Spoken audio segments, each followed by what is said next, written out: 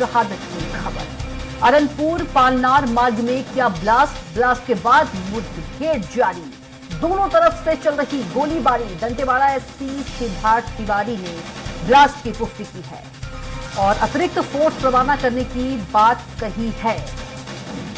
तो दंतेवाड़ा से आपको इस वक्त की बड़ी खबर बता रहे हैं। तो दंतेवाड़ा से बड़ी खबर, नक्सलियों ने किया बड़ा ब्लास्ट। और इसी खबर पर ज्यादा अपडेट के साथ हमारे संवाददाता हेमंत शर्मा सीधे जुड़ गए हैं। हेमंत, नक्सलियों ने बड़ा ब्लास्ट किया है और वहीं 8 जवान के शहादत की भी खबर है। क्या कुछ और ज्यादा अपडेट आपके पास हेमंत? कांग्रेस की सरकार बनी थी, इस तरह की हाँ, देखिए, अब तक की मैं अपडेट बता दूं और ऑफिशियल जानकारी अब पुलिस की ओर से आ गई है। और दंतेवाड़ा के जो थाना अरनपुर क्षेत्र अंतर्गत है, माओवादी कैडर की उपस्थिति की सूचना यहां पर डीआरजी के जवानों को मिली थी और उसी सूचना पर डीआरजी के जवान उस मौके पर पहुंचे थे। दोनों तरफ से फायरिंग हुई और जो ऑफिशियल जानकारी है उसके मुताबिक 10 डीआरजी के जवान और एक ड्राइवर शहीद हुए हैं। तो अब तक की बड़ी खबर निकलकर सामने आ रही है, जिसमें ऑफिशियल जानकारी दी गई है कि जवान वहां पर गए थे नक्सलियों की उपस्थिति की सूचना पर और उसी दौरान अटैक नक्सलियों के द्वारा किया गया। हालांकि नक्सलियों को किस प्रकार से यहां पर नुकसान हुआ है उसकी जानकारी अभी नहीं मिल पाई है, लेकिन ये काफी बड़ी घटना हुई है अरनपुर में और 10 जवान शहीद हुए हैं ऑफिशियल जानकारी के मुताबिक और एक ड्राइवर शहीद हुए हैं। मुख्यमंत्री भूपेश बघेल का बयान इस पूरे मसले को लेकर आ गया है। उन्होंने जो जवान शहीद हुए हैं उनको श्रद्धांजलि दी है और इस पूरे घटने की निंदा उनके द्वारा की गई है। साथ ही साथ उन्होंने कहा कि बौखलाहट में इस तरीके के घटना को नक्सली अंजाम दे रहे हैं, क्योंकि जिस तरीके से कार्रवाई लगातार नक्सलियों के खिलाफ हो रही है तो लेकिन बड़ी घटना यहाँ पर अरनपुर में हुई है और ये कई तरह के सवाल भी खड़ा करती है। वहाँ पर किस तरीके की सूचना मिली थी, उपस्थिति वहाँ पर थी या नहीं थी नक्सलियों की, ये सब जानकारी थोड़ी देर बाद आएगी। लेकिन ऑफिशियल जानकारी जो निकल कर सामने आई है उसके मुताबिक यही है कि 10 जवान डीआरजी के अभी शहीद हुए हैं और एक ड्राइवर, कुल मिलाकर 11 जवान शहीद होने की पुष्टि हुई है और विस्तृत जानकारी कुछ देर में अलग से प्रेस कॉन्फ्रेंस करके दी जाएगी। बिल्कुल हेमंत, 8 जवान शहीद हुए हैं और जिस तरह से आप बता रहे हैं, एक माफ कीजिएगा 11 जवान जिस तरह से शहीद हुए हैं और कहीं ना कहीं एक दुखद खबर भी है। और इसी मामले में सीएम भूपेश बघेल ने कहा है कि नक्सलवाद को जड़ से भी खत्म करेंगे। हेमंत, देखिए, काफी दुखद ये घटना है और अपडेट यही है कि 10 जवान शहीद हुए हैं डीआरजी के और एक ड्राइवर जो है वो वहां पर गए हुए थे वो भी शहीद हुए हैं। यानी कुल मिलाकर 11 जवान की शहीद होने की पुष्टि यहाँ पर की गई है और मुख्यमंत्री भूपेश बघेल की ओर से बयान आया है। उन्होंने श्रद्धांजलि जो शहीद जवानों को दी है और जो उन शहीद जवानों के परिवार हैं उनके प्रति संवेदना भी व्यक्त की है। लेकिन उन्होंने ये कहा कि लगातार उस इलाके में कार्रवाई चल रही है। जो जवान हैं, चाहे वो डीआरजी के हों, सीआरपीएफ के हों, जिला बल के हों, लगातार कार्रवाई जिस तरीके से नक्सलियों के खिलाफ हो रही है और उसी बौखलाहट के चलते उन्होंने इस घटना को अंजाम दिया है। हालांकि उन्होंने कहा कि विस्तृत जानकारी मेरे द्वारा भी ली जाएगी, उच्च अधिकारियों से बात वो करेंगे और उसके बाद किस तरीके से वहां पर घटना हुई है और नक्सलियों को क्या कोई नुकसान हुआ है उसकी भी जानकारी थोड़ी देर बाद आएगी। बिल्कुल सिद्धार्थ, यदि बात करें दोनों तरफ से गोलीबारी जो है वो जारी है और वहीं माफ कीजिएगा हेमंत, और सिद्धार्थ तिवारी, दंतेवाड़ा एसपी सिद्धार्थ तिवारी ने भी ब्लास्ट की पुष्टि कर अतिरिक्त फोर्स रवाना करने की भी बात कही है। हेमंत, देखिए, वहाँ के जो एसपी हैं उन्होंने विस्तृत जानकारी इसको लेकर दे दी है और अतिरिक्त बल वहाँ पर भेजा गया है, क्योंकि उपस्थिति की सूचना मिली थी नक्सलियों की और उसी सूचना पर डीआरजी के जवान वहाँ पर गए थे। हालांकि वहाँ पर क्या परिस्थिति बनी, जो जवानों को अपनी जान गंवानी पड़ी, उनको शहीद होना पड़ा, क्या वो परिस्थिति है, सभी परिस्थितियों की जांच की जाएगी। लेकिन अभी फिलहाल वहाँ पर फायरिंग हो रही है दोनों तरफ से, इसलिए अतिरिक्त बल को दंतेवाड़ा से भेजा गया है और जिस इलाके में ये घटना हुई है वो काफी नक्सल प्रभावित एरिया है। वहां पर हर समय ये सूचना मिलती रहती है कि नक्सली वहां पर इकट्ठा होते हैं। उसी सूचना पर आज डीआरजी के जवान पहुंचे हुए थे और ये काफी दुखद घटना है। स्वराज एक्सप्रेस की तरफ से भी हम जो शहीद जवान है उनको श्रद्धांजलि देते हैं और इस पूरे मसले को लेकर जानकारी ये मिल रही है कि मुख्यमंत्री भूपेश बघेल उच्च अधिकारियों से बातचीत करेंगे। बिल्कुल, कहीं ना कहीं हेमंत बौखलाहट ही कहेंगे, जिस तरह से नक्सलियों के खिलाफ कार्रवाई किया जा रहा था तो बौखलाहट ही कहीं ना कहीं नजर आ रही है। हेमंत, हम देख भी रहे हैं कि जो केंद्र सरकार की देखिए निश्चित तौर पर, और जिस तरीके से योजनाएं वहां पर सरकार ने दावा भी किया हुआ है और योजनाएं चल भी रही है कि जिस तरीके से आदिवासी समाज के लोगों को वहां पर काम मिल रहा है और जो नक्सली घटना पहले होती थी उसमें कमी भी आई थी और उसी का ये नतीजा है कि इस तरीके की घटना को अंजाम नक्सली दे रहे हैं और काफी दिन बाद ये बड़ी घटना वहां पर हुई है। और अरणपुर के बारे में एक जानकारी है कि वहां पर पहले भी नक्सली अटैक हुआ था जिसमें कुछ जवान शहीद हुए थे, लेकिन इस बार जो जानकारी निकल कर सामने आ रही है उसके मुताबिक यही है कि उपस्थिति की सूचना वहां पर मिली थी, लेकिन बहुत सारे सवाल हैं इस घटना के बाद, क्योंकि वहां पर उपस्थिति की सूचना मिली थी कि आप पुख्ता सूचना वहां पर थी, सूचना किनके द्वारा दी गई, तमाम तरह के सवाल हो रहे हैं और जांच के बाद स्थिति स्पष्ट होगी। लेकिन फिलहाल हुई है, फायरिंग वहां पर चल रही है, अतिरिक्त बल भेजा गया है, अभी स्थिति को नियंत्रण करने की कोशिश वहां पर होगी और उसके बाद उच्च अधिकारियों से मुख्यमंत्री समीक्षा भी करेंगे और चूक कहां पे हुई है ये पूरी वहाँ पे नक्सली बिल्कुल हेमंत, जिस तरह से विपक्ष है हमेशा लगातार घेरते हुए नजर आती है नक्सलवाद पर, विपक्ष की ओर से कोई बयान भूल गए हैं, उससे नक्सली बैकफुट पर चले गए हैं, पीछे चले गए हैं। देखिए अभी थोड़ी देर पहले ही ये नक्सली हमला हुआ है और मुख्यमंत्री भूपेश बघेल चूंकि भेंट मुलाकात कार्यक्रम में थे, उनसे ये सवाल पूछा गया, उनको जानकारी थी, फुट पर उच्च अधिकारियों ने उनको जानकारी दी थी कि रणपुर में एक बड़ा नक्सली हमला हुआ है और 11 जवान वहां पर शहीद हुए हैं डीआरजी के, तो उन्होंने प्रतिक्रिया इस पर दे दी है। विपक्ष का भी आएगा और राजनीति इस पर होगी, लेकिन राजनीति से परे हटकर अभी इस स्थिति से निपटना होगा कि रणनीति बनानी होगी, क्योंकि बार बार ये सवाल उठता है कि पक्ष विपक्ष दोनों को इस मुद्दे में साथ आना चाहिए। ये अक्सर ये होता है, चाहे राज्य में कांग्रेस की सरकार हो या बीजेपी की सरकार हो, जो पक्ष में रहता है वो अपनी बात कहता है, विपक्ष में रहता है वो अपनी बात कहता है, लेकिन इस मुद्दे पर साथ आने की जरूरत है क्योंकि ये काफी बड़ा मुद्दा है छत्तीसगढ़ में। हालांकि नक्सलियों की जो जमघट है, आठ है, पहले से कम जरूर हुई है, लेकिन इस मुद्दे पर चाहिए ताकि आगामी दिनों में ना हो। बिल्कुल हेमंत, और क्या कुछ ज्यादा अपडेट कुछ आपके पास पहुंचा है? ये जानकारी अभी आई स्पष्ट तौर पर। देखिए इस पूरे मसले को जानकारी भी मिल रही है कि एसपी ने तो अधिकृत जानकारी दी है, लेकिन आईजी भी मौके पर वहां पर जा सकते हैं। इसके अलावा अतिरिक्त बल को वहां पर भेजा गया है और वहां पर सभी अधिकारियों से बातचीत की जा रही है कि सूचना किस तरीके से थी, वहां थे, क्या कुछ संख्याओं का पता चल पाया था और किस तरीके से उनके द्वारा हमला किया गया, तमाम चीजें स्पष्ट कुछ देर होंगी।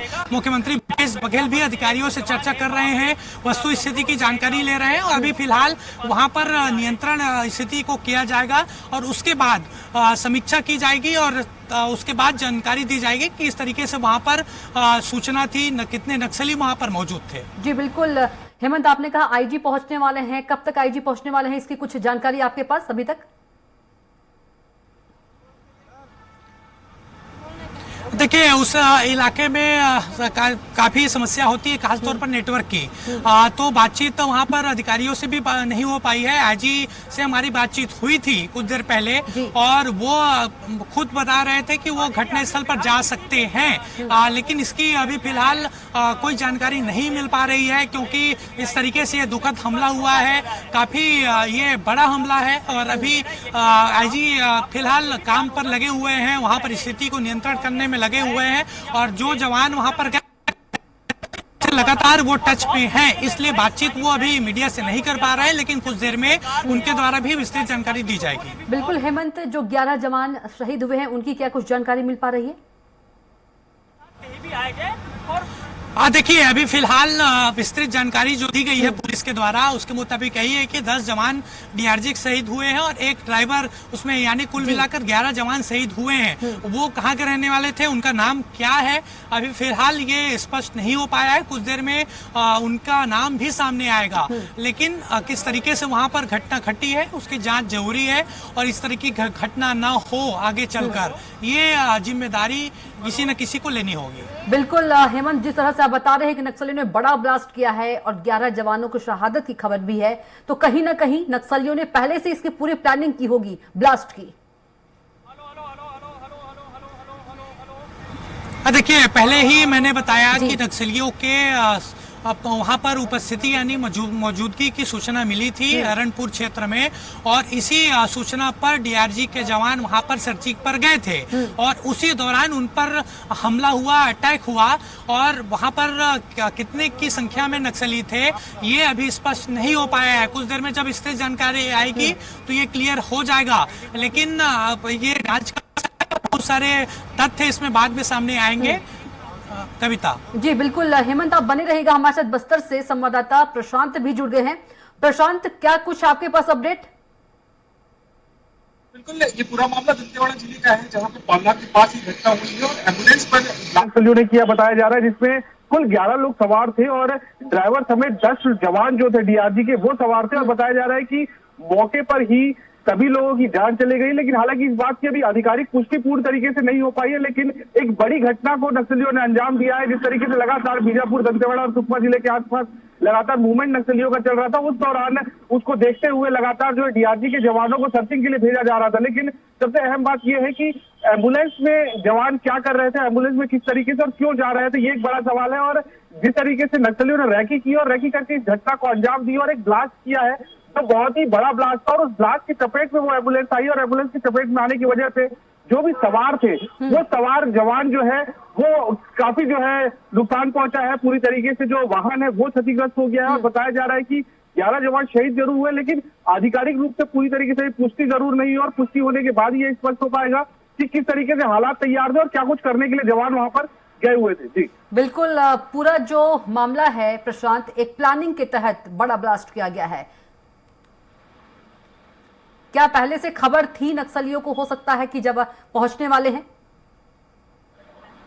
देखिए, नक्सली लगातार जब भी जवान सर्चिंग पर निकलते हैं या फिर सर्चिंग से वापस लौटते हैं, उस दौरान नक्सली लगातार ग्रामीणों के माध्यम से रैकी करवाते रहते हैं जवानों की। और ऐसी कुछ वारदात जो है इस बार भी हुई है। नक्सली लगातार रैकी करवा रहे थे और रैकी करवाने की वजह से ही एग्जैक्ट लोकेशन जो है वो जवानों का उनके पास था।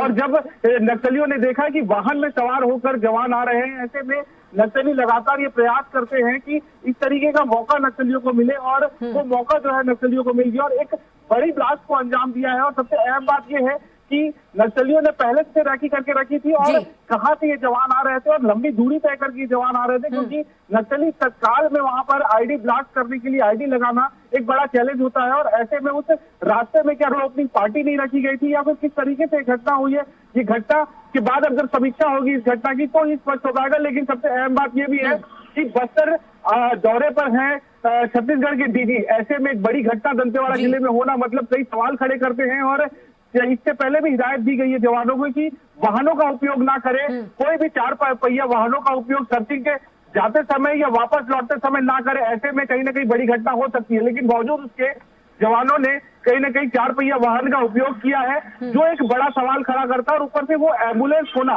वो भी एक बड़ा संदेह के दायरे में है कि किस तरीके से एम्बुलेंस का उपयोग किया गया है, क्योंकि एम्बुलेंस में जो ड्राइवर थे, ड्राइवर की भी जो है मौत हो गई है इस घटना में, ये बताया जा रहा है। हालांकि पुष्टि के लिए अभी जो है कुछ समय बचा जरूर है, क्योंकि पुलिस अधिकारियों को हम संपर्क करने की कोशिश कर रहे हैं, लेकिन फिलहाल अभी कोई भी संपर्क नहीं हो पा रहा है, क्योंकि घटनास्थल के लिए बताया जा रहा है कि जो आला अधिकारी है वो रवाना हो चुके हैं। और किस तरीके से हालात है ये तो घटना से जब वापस आएंगे जो जिस कैंप के जवान निकले थे और बड़े अधिकारी, उसके बाद ये स्पष्ट हो पाएगा। जी बिल्कुल, 11 जवान जो शहीद हुए हैं प्रशांत, उनकी कुछ जानकारी लग पाई है? देखिए, डीआरजी के जवान है बताया जा रहा है, डीआरजी के 10 जवान हैं और एक एम्बुलेंस ड्राइवर है।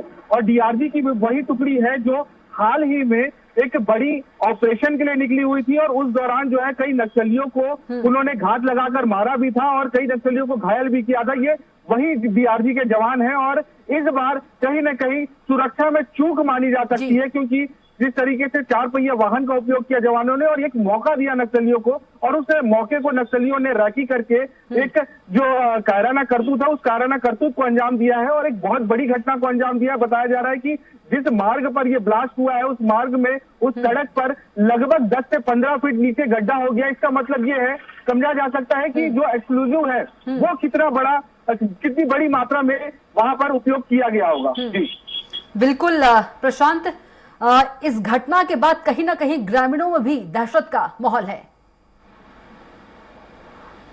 जी बिल्कुल, ग्रामीण और आसपास के जो लोग हैं वो लगातार दहशत के माहौल में हैं, क्योंकि पिछले कुछ दिनों से लगातार नक्सली किसी न किसी प्रकार से किसी घटना को अंजाम दे रहे हैं और लगातार ऐसे कामों पर जो सरकारी काम चल रहे हों और जो गाड़ियां वाहन चल रही हैं, प्रशांत बने रहेगा।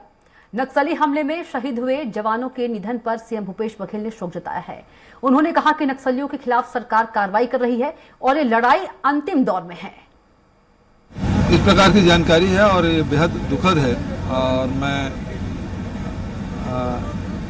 जो हमारे जो जवान शहीद हुए हैं उसके परिवार के प्रति संवेदना व्यक्त करता हूँ। लेकिन जो ये लड़ाई है वो अंतिम दौर पे चल रहा है और नक्सलियों को किसी सूरत में छोड़ा नहीं जाएगा और निश्चित रूप से उस योजनाबद्ध ढंग से बना के ये नक्सलवाद को ही समाप्त करेंगे।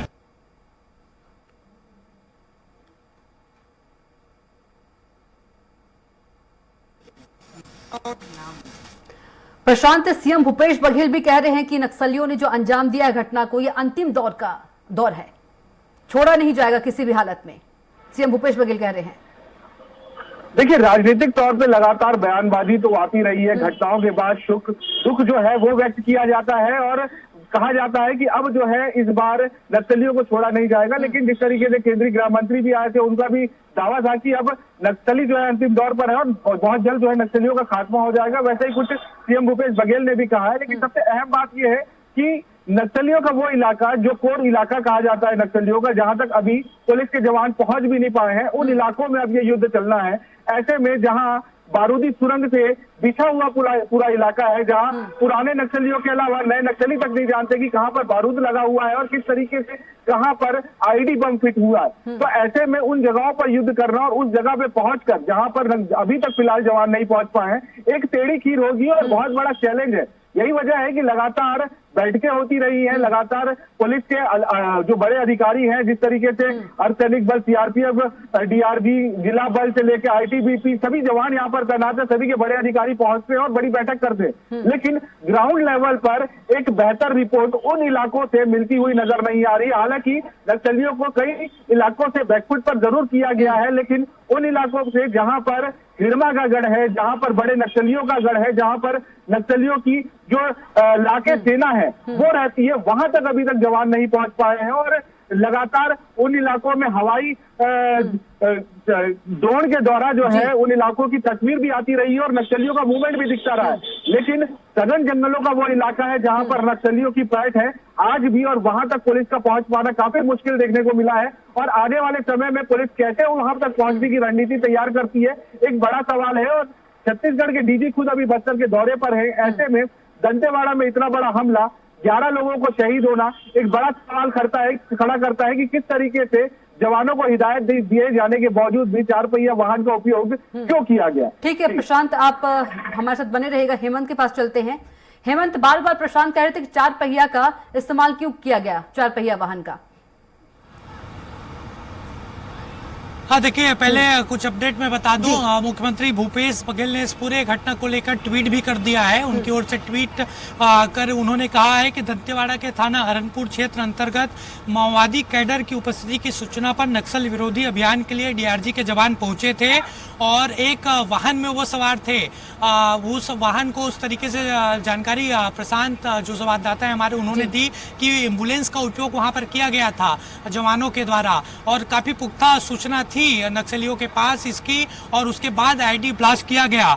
और इस पूरे हमले को लेकर मुख्यमंत्री भूपेश बघेल ने दुख जताया है और उन्होंने कहा है कि हम सब शहीद जवानों के परिवार के साथ हैं, उनके दुख के साझीदार हैं। और इस एक और अपडेट है कि जो आईजी हैं बस्तर आईजी पी सुंदर राज, वो अधिकारियों की बैठक वहां पर ले रहे हैं। घटना की जानकारी ली जा रही है, लेकिन इसमें चूक कहीं ना कहीं हुई है कविता, क्योंकि एम्बुलेंस वाहन का उपयोग किया गया और उसकी सूचना नक्सलियों को वहां पर पहले से थी, यानी बिना सुरक्षा के जवान वहां पर गए थे। हेमंत, आप चूक की बात कर रहे हैं, चूक की बात कर रहे हैं, किसकी चूक इसमें मानी जाए, चूक में गलती? देखिए, सीधे तौर पर सुरक्षा में चूक है और इसकी जांच जब होगी तब तथ्य निकल कर सामने आएंगे। सवाल है कि जिम्मेदार कौन है इस चूक द्वारा? देखिए, आईजी वहां पर मीटिंग ले रहे हैं, अधिकारियों से बातचीत कर रहे हैं और अभी फिलहाल वहां पर टीमें भेजी गई है, अतिरिक्त बल भेजा गया है और वहां पर अभी स्थिति किस तरीके से है वहां पर समीक्षा की जा रही है। उसके बाद जांच होगी और सुरक्षा में किस तरीके से चूक हुई थी, क्योंकि जिस वाहन का उपयोग किया गया था वो एम्बुलेंस है, यानी एम्बुलेंस में आप वहां पर सर्चिंग के लिए गए थे, क्योंकि अधिकृत जानकारी भी पुलिस की ओर से अब आ गई है। और आईजी जो पी सुंदर राज है उनसे भी हमारी बातचीत हुई थी फोन पर। उन्होंने 10 जवान जो डीआरजी के हैं उनके शहीद होने की पुष्टि की है और एक चालक भी ने अपनी जान इसमें गंवाई है। और अधिकृत जिस तरीके से जानकारी उन्होंने दी, हमने पूछा भी कि आखिरकार किस तरीके से सूचना थी, तो उन्होंने कहा कि जो नक्सल विरोधी अभियान चल रहा है उसके तहत अरनपुर क्षेत्र में जवान गए थे, उपस्थिति की सूचना थी और जब वो वापस आ रहे थे तभी आईडी ब्लास्ट के जरिए ये धमाका हमला किया गया। लेकिन सबसे बड़ा सवाल ये है कि जिस वाहन से वो गए थे वो एम्बुलेंस था और उस एम्बुलेंस के जरिए किसके निर्देश पर वो वहां पर मौके पर गए हुए थे। हेमंत, यदि बात करें अतिरिक्त बल की, अतिरिक्त बल कब तक पहुंच जाएगा वहां तक? क्योंकि अभी प्रशांत बता रहे थे कि वहां तक पहुंचना टेढ़ी खीर वाली बात हो जाएगी और आप भी कहे थे नेटवर्क इशू है वहां पर। देखिए, निश्चित तौर पर जिस इलाके पर ये पूरा हमला हुआ है वो काफी अति संवेदनशील क्षेत्र है और वहां पर पहुंचना काफी वक्त लगेगा अतिरिक्त बलों को। और हालांकि उच्च अधिकारी भी वहां के लिए रवाना हो रहे हैं। ये जानकारी है कि आईजी पी सुंदर राज बैठक भी कर रहे हैं, बस्तर रेंज के जो आईजी हैं, उसके बाद खुद वो मौके पर जाएंगे। लेकिन अतिरिक्त फोर्स पहुंचने में कुछ समय लगेगा और वहां पर जो शहीद जवानों के जो पार्थिव शरीर है वो वहां पर है, उनको ले जाने की कोशिश हो रही है। वहां पर लगातार जो लोकल पुलिस की टीम है उससे भी संपर्क आईजी लगातार किए हुए हैं और वहां पर फिलहाल हमले के बाद स्थिति को कंट्रोल करने की कोशिश की जा रही है। बिल्कुल, जिस तरह से हेमंत आप और प्रशांत पूरे घटना की जानकारी दे रहे हैं उससे यही लग रहा है कि जो नक्सली पहले से ही घात लगाकर बैठे थे इंतजार में। देखिए, निश्चित तौर पर और उनको इस बात की जानकारी थी कि किस वाहन पर जवान किस इलाके से होकर गुजरेंगे।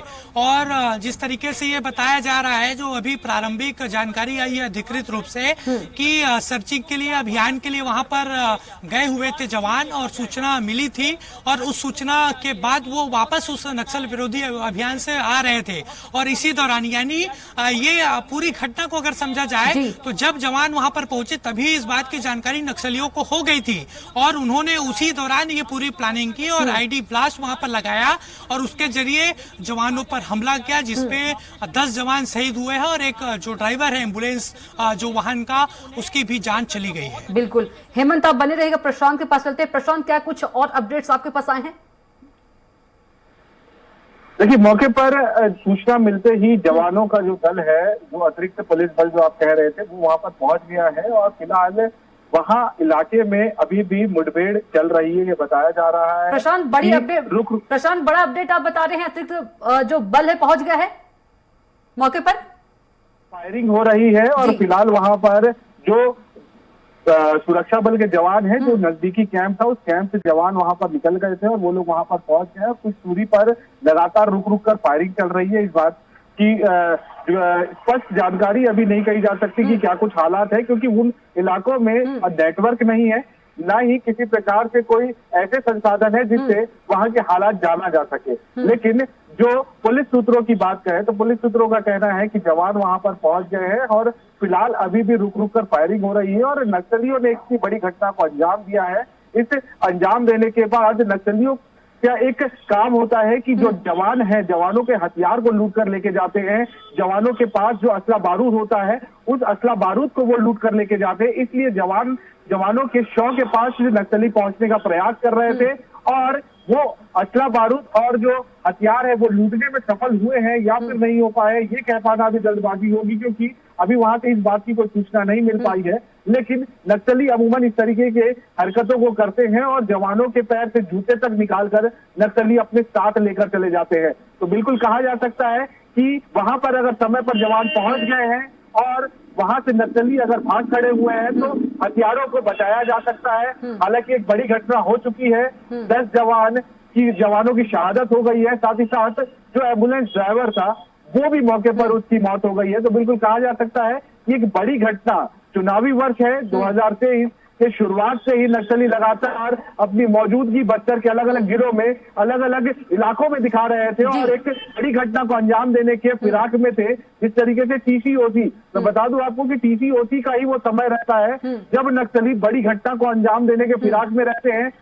25 मई 2013 जो कांग्रेस काफिले पर हमला हुआ था, ताड़मेटला की बात कर ले या फिर बुरकापाल की बात कर ले, जितनी भी बड़ी घटनाएं हुई हैं ये TCOC के दौरान ही हुई है और इस दौरान कहीं ना कहीं नक्सली बड़ी घटना को अंजाम देते हैं और एक बड़ा नुकसान जो है वो पुलिस जवानों को पहुंचाते हैं और ऐसा ही कुछ होता हुआ इस घटना में भी दिख रहा है। हालांकि वहां पर जो नक्सलियों के और पुलिस जवानों के बीच में फायरिंग हो रही है, इसमें क्या नक्सलियों को भी नुकसान हुआ है? बिल्कुल प्रशांत, कोई अपडेट आपके पास आई है नक्सलियों के बारे में जानने की? कोई खबर, कोई अपडेट आपके पास?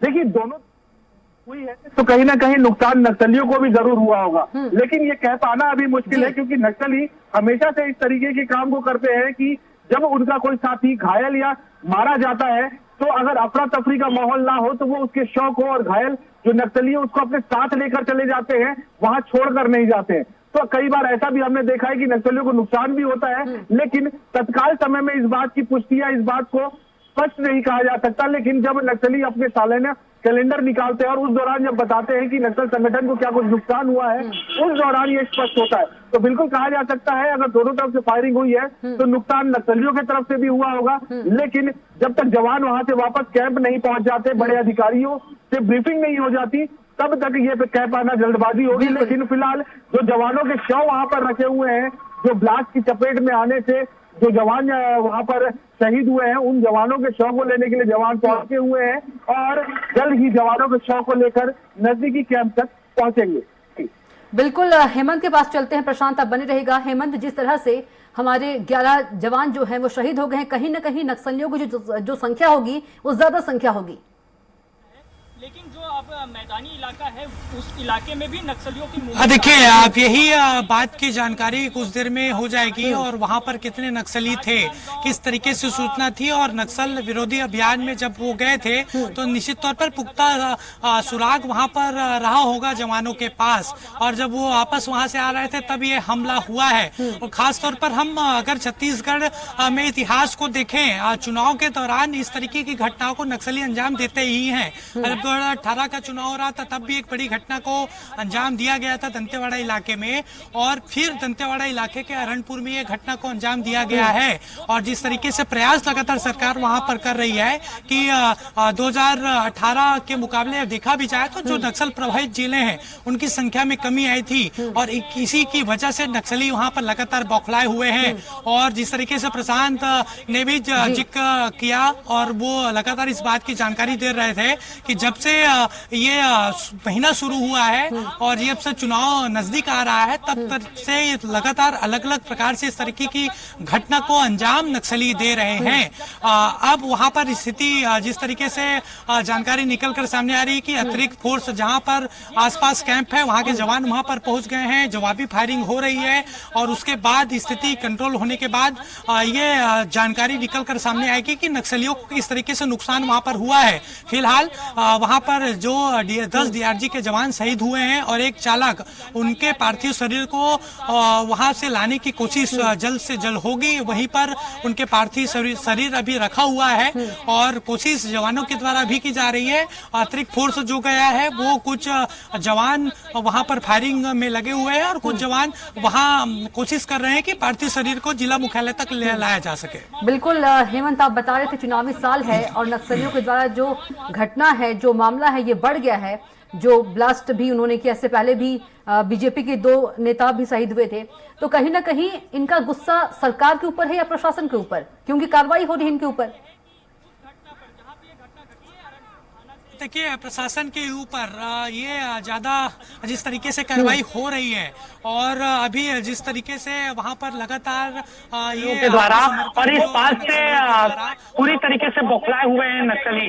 और वहां पर हम देखे चाहे 2 नक्सली जो बीजेपी नेताओं की हत्या वहां पर हुई थी, उसके बाद एक सरपंच की वहां पर हत्या हुई। गांव में घुसकर दहशत फैलाने का काम नक्सली वहां पर करते हैं और इस दहशत फैलाने के जिस तरीके से वो काम करते हैं उसको रोकने की कोशिश वहां पर सुरक्षा बलों के द्वारा लगातार की जा रही है और इसी का नतीजा है कि वो काफी पूरी तरीके से बौखलाए हुए हैं और इस तरीके की घटना को अंजाम देते रहते हैं। लेकिन इस घटना में कई तरीके से सवाल भी हैं, उन सवालों का जवाब जब जांच होगी, समीक्षा होगी, बैठकों का दौर होगा, उसके बाद जानकारी स्थिति स्पष्ट हो पाएगी। जी बिल्कुल हेमंत।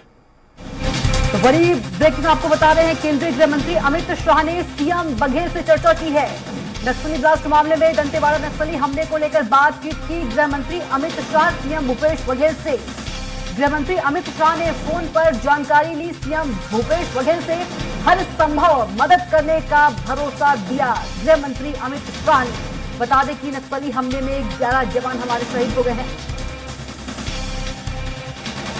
तो केंद्रीय गृह मंत्री अमित शाह ने सीएम भूपेश बघेल से चर्चा की। इस वक्त की बड़ी खबर आपको बता रहे हैं, दंतेवाड़ा नक्सली हमले को लेकर बातचीत की गृह मंत्री अमित शाह ने सीएम भूपेश बघेल से और फोन पर जानकारी ली पूरे मामले की और हर संभव मदद करने का भरोसा दिया है। तो बता दें कि नक्सली हमले में 11 जवान शहीद हो गए हैं। नक्सलियों ने बड़ा ब्लास्ट किया और उसमें हमारे 11 जवान शहीद हो गए और इसी मामले में केंद्रीय गृह मंत्री अमित शाह ने सीएम भूपेश बघेल से बातचीत की है फोन पर। तो पूरी जानकारी गृह मंत्री अमित शाह ने फोन पर ली और फिर लौटते हैं हेमंत, रुक करते हैं हेमंत का। हेमंत, गृह मंत्री अमित शाह ने सीएम भूपेश बघेल से इस मामले में बातचीत की है और हर संभव मदद का भरोसा दिलाया है। हेमंत, हेमंत आवाज पहुंच पा रही है आप तक? ऐसा पूरे मसले को लेकर जी कविता, इस पूरे मसले को लेकर जानकारी जो केंद्रीय गृह मंत्री हैं अमित शाह, उनको भी हो गई है और उन्होंने मुख्यमंत्री भूपेश बघेल से फोन पर चर्चा की है और इस घटना की जानकारी ली उन्होंने और हर संभव मदद करने का भरोसा दिलाया है। इसके साथ साथ अब ये जानकारी भी आ रही है और जो राज्यपाल हैं विश्वभूषण हरिचंदन, उन्होंने भी इस नक्सली हमले में जवानों की शहादत पर गहरा दुख व्यक्त किया है और उन्होंने जो दंतेवाड़ा के अरणपुर में जो घटना हुई है, जो शहीद जवान हुए, उनको श्रद्धांजलि दी है। इसके साथ साथ अब जिस तरीके से मैंने पहले ही बताया कि मुख्यमंत्री भूपेश बघेल का भी बयान आया था, उन्होंने कहा कि अंतिम लड़ाई अब नक्सलियों से लड़ी जाएगी और वहां पर जिस तरीके से विकास विश्वास सुरक्षा के तहत सरकार काम कर रही है, उसी पॉकेट का नतीजा है और इस तरीके की घटना को अंजाम नक्सलियों के द्वारा दिया गया। बिल्कुल, 11 जवानों के शहीद होने की खबर है। हेमंत, कुछ और उनकी जानकारी मिल पाई है? आ रही है कुछ जानकारी? बहुत काम बाकी है। देखिए, फिलहाल बस्तर रेंज के आईजी पी सुंदर राज वहां पर बैठक कर रहे हैं, अधिकारियों से, एसपी से चर्चा कर रहे हैं और अतिरिक्त फोर्स भेजा गया है। कुछ देर पहले मैंने जानकारी दी थी और हमारे संवाददाता प्रशांत ने भी जानकारी दी कि अतिरिक्त फोर्स वहां पर पहुंच गया है। वहां पर आसपास के जो कैंप के जवान हैं वो भी वहां पर पहुंचे हुए हैं। दोनों तरफ से फायरिंग चल रही है और जब फायरिंग समाप्त हो जाएगी, जब जवान वापस वहां से लौटेंगे, तब इस बात की जानकारी निकल कर सामने आएगी कि क्या क्या नक्सलियों को भी किसी तरीके से नुकसान हुआ है। और अक्सर जिस तरीके से प्रशांत भी जिक्र कर रहे थे कि घटना को अंजाम देने के बाद जो जवानों के पार्थिव शरीर है उसके आसपास नक्सली पहुंचते हैं और हथियार को लूटकर फरार हो जाते हैं। तो क्या उन्होंने नक्सली वो हथियार लूटकर भी वहां से गए हैं, इस बात की जानकारी वहां से जब जवान लौट आएंगे, जवाबी फायरिंग वहां पर चल रही है, दोनों तरफ से फायरिंग हो रही है, उसके बाद ये स्थिति स्पष्ट होगी। जी बिल्कुल हेमंत बने रहेगा। प्रशांत का रुख कर लेते हैं। प्रशांत, क्या कुछ अपडेट आपके पास अभी तक? हो रहा है या नहीं हो रहा है, क्योंकि जब भी इस तरह की घटनाएं होगी उस वाहन में 11 नहीं 16 लोग मौजूद थे। हालांकि इस बात की पुष्टि नहीं है, लेकिन तो पुलिस सूत्रों की माने तो देखिए, उस वाहन बस्तर में से 16 लोग मौजूद थे। प्रशांत बड़ा अपडेट दे रहे हैं। 11 नहीं 16 जवान थे। जी कंटिन्यू। 16 जवान थे, जिसमें से 10 जवान जो है शहीद हुए, अन्य जवान गंभीर रूप से घायल हैं। और बताया जा रहा है कि 7 हथियारों को नक्सलियों ने लूट लिया है, लूट कर वहां के फरार होने में सफल हुए हैं। और जो जवान हैं, जो नजदीकी कैंप में सीआरपीएफ के जवान थे, वो जवान वहां तक पहुंच चुके हैं। और फिलहाल अभी मुठभेड़ रुक गई है और नक्सल ऑपरेशन एडीटी भी अभी मौके पर पहुंचने वाले हैं। विवेकानंद सिन्हा जी वहां पर पहुंचने वाले हैं और बताया जा रहा है कि 7 से अधिक हथियारों को भी लूटने में नक्सली सफल हुए हैं। और जो जवान उस वाहन में मौजूद थे, वो वाहन बताया अभी तक स्पष्ट नहीं हो पाया है कि वो एम्बुलेंस थी या फिर पिकअप वाहन थी, क्योंकि कुछ पुलिस जवानों का कहना है कि वो पिकअप वाहन थी जो उस रास्ते से लौटकर वापस आ रही थी और जवान भी उस रास्ते से सर्चिंग करके वापस लौट रहे थे। उस दौरान वो पिकअप वाहन वहां से वापस आ रही थी, तो उस पिकअप वाहन को रोककर उसमें लिफ्ट मांगी गई जवानों द्वारा और जवान उसके पीछे बैठे हुए थे।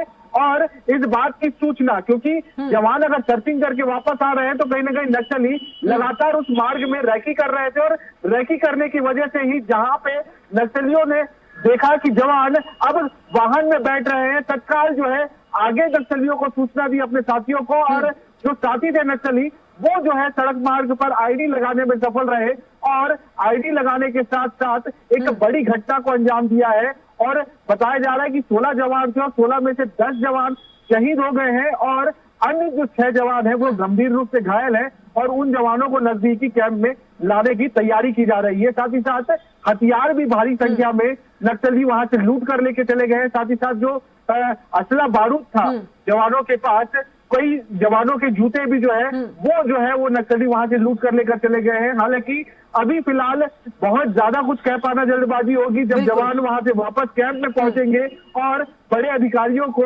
जब ब्रीफिंग दी जाएगी, तब ये स्पष्ट हो पाएगा कि उस घटना के बाद किस तरीके से हालात बने, घटना से पहले किसकी गलती थी। क्या जो बताया जा रहा है कि जवान वापस आ रहे थे सर्चिंग करके और उस दौरान बिल्कुल प्रशांत, जो घायल जवान है उनसे कुछ जानकारी निकलकर सामने आई है?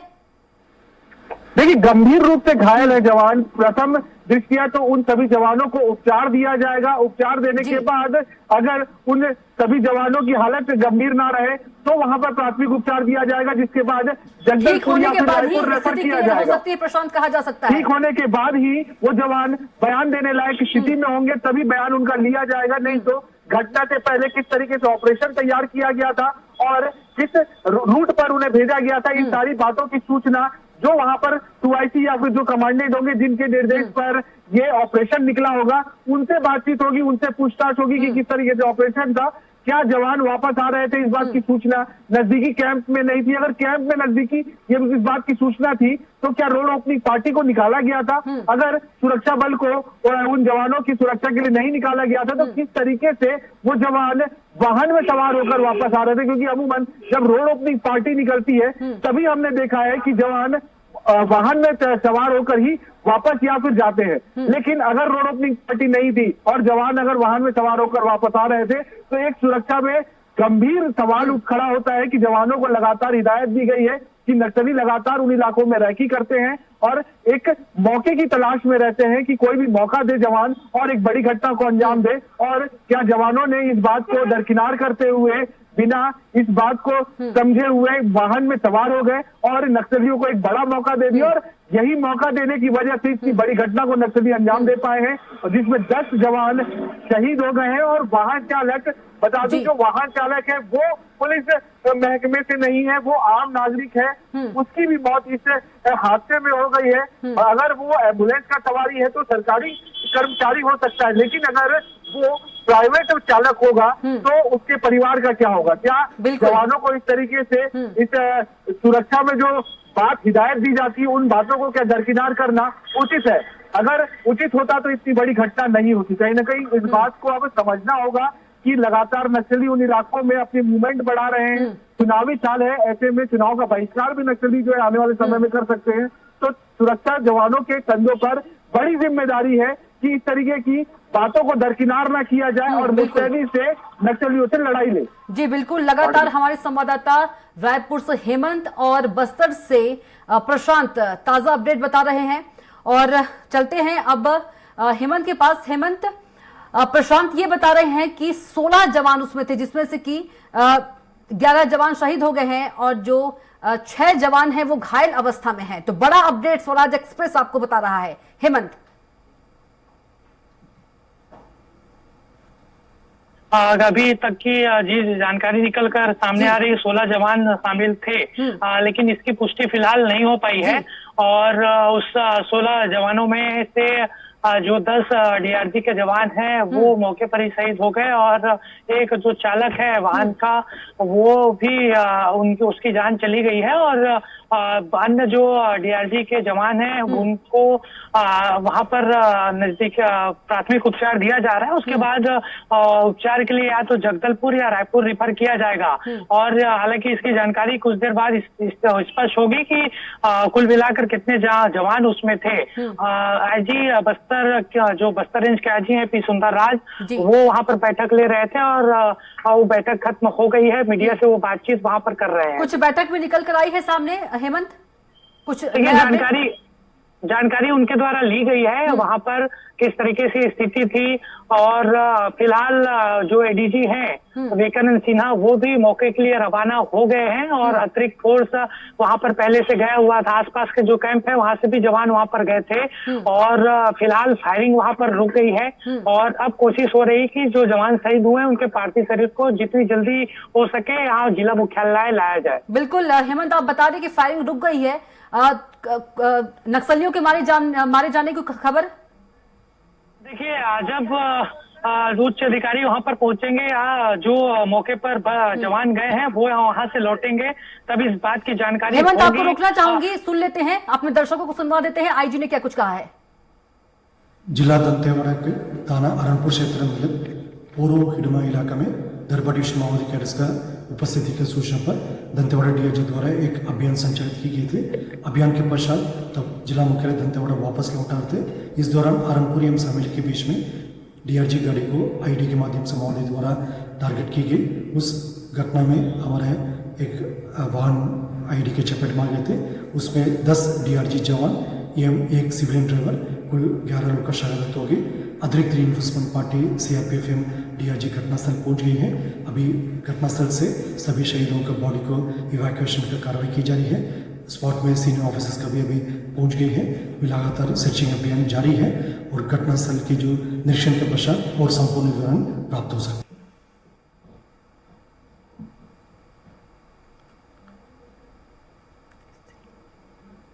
हेमंत, आईजी का बयान आप सुन रहे थे?